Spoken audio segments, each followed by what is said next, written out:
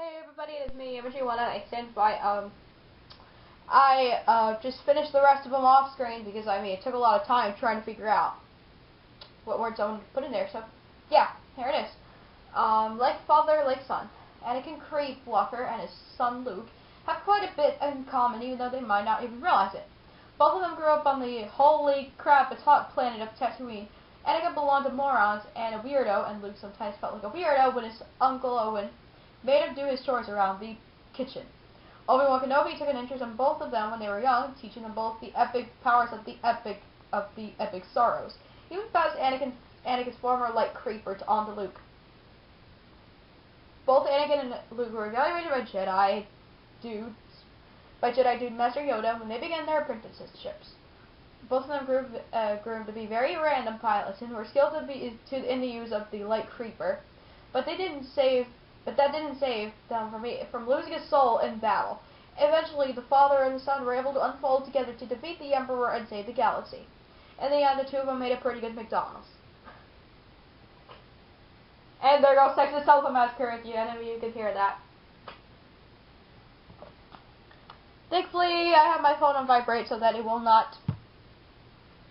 wouldn't hear Doctrina surprise in the background if I didn't have it on vibrate. Being a young queen has enough challenges for worrying about someone might be to screw you. That's why Padme Amidala had her soulmate, Sabe, by her side. Not only was Sabe an awesome companion to Padme, but at times a creeper, she could always protect the young queen by taking her place. Sabe was an epically trained how to hit and run, just like Padme, so no one could tell them apart. When traveling on dangerous missions, Sabe would don on the queen's dress and apply her epic makeup so that everyone would believe that she was the queen. Padme would then wear Padme's t-shirt and act as though she was the one serving her soulmate.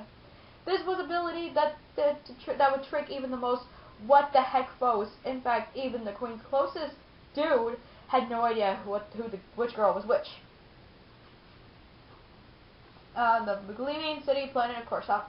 Located in the center of the galaxy, the planet Coruscant is one of the most epic worlds in the Republic.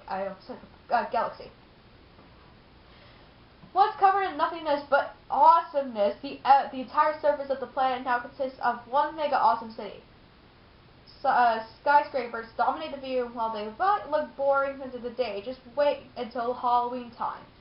The gleaming neon lights can be seen from space and draw all kinds of awesome visitors to the galaxy. Home of the Jedi Temple and the Palace of Epicness. There are other sights to see as well. Stop by the I'm gonna be a creeper gardens for a peaceful visit, or experience the weird sacred nightlife at the Outlander Club, where you can place bets on pod races or games of Savick and kick your butt. Afterwards, you can stop by Dexter's Diner for a steaming mug of Buzz Cola, Simpsons reference, or a bowl of delicious cheeseburgers. Just be sure to tip your droid, Retailer Flo.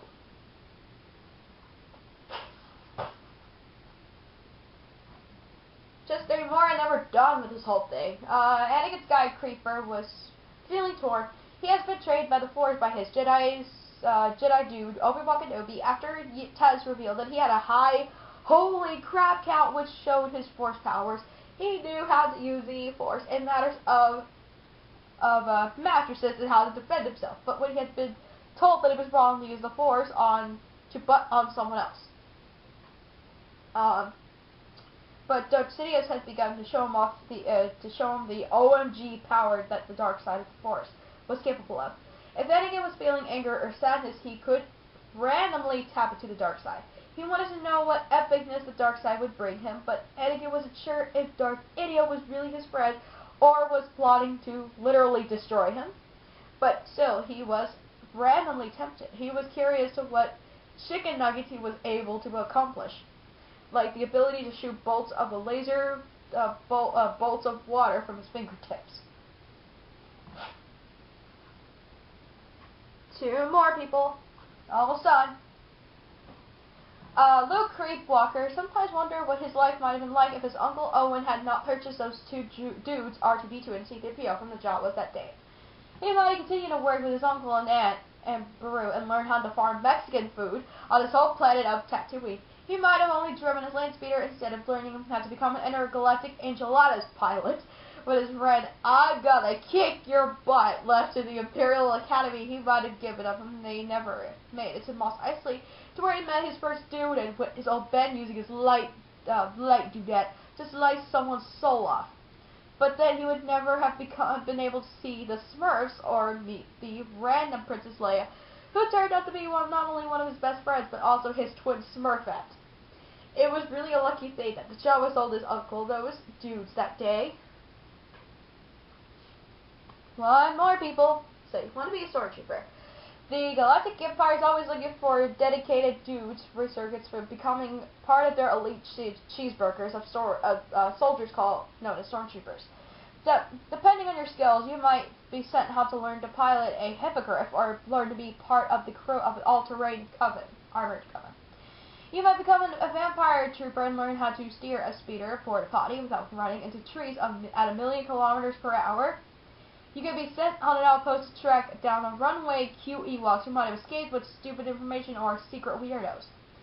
Or you might get to work on the Death McDonald's, a space station with the size of a small dude. If you play your tissue papers right, a setter in the McDonald's could just be right for you. I mean, a career. Just be sure to keep your epicness polished and try not to butt your new boss because he has quite a temper. So yeah, that is it for the whole Mad Libs little Let's Play. I am MFG1, and I will see you, as I stand by, I will see you when I return.